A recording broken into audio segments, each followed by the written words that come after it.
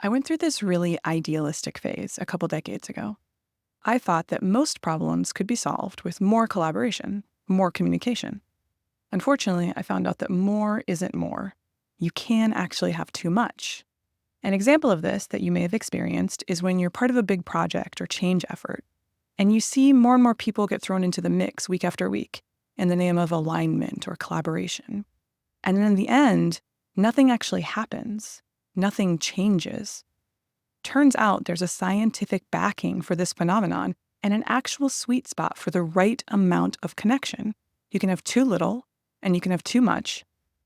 But that spot in the middle is called the edge of chaos. And despite its name, it's actually kind of the perfect spot to be to facilitate change. Today, I'm pulling from research on organizational complexity with reference to a specific 2001 paper that did a literature review and a modeling exercise to evaluate that sweet spot, the edge of chaos. So back in the 1980s, biologist Stuart Kauffman created a really interesting mathematical model called the NK model. One of the many things that's come out of this model in the decades since is the recognition that as the number of elements in a system goes up, the interconnection between those elements should also go up, but at a much lower rate. To put this in plain language, you do not want to scale collaborators at the same rate that you scale connections between everyone. The connections should stay notably lower than the number of people involved. Why? Because when there are too many people communicating with each other, too many people collaborating in the name of change, nothing changes.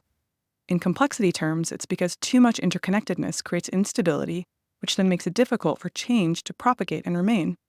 In other words, it creates a state of chaos where things you intend to happen actually can't really happen.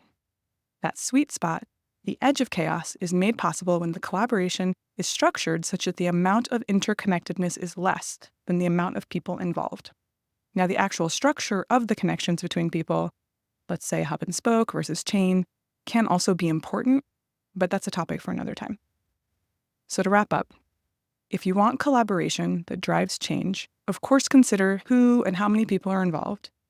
But it may be even more important to consider how much interconnectedness between you all is the right amount.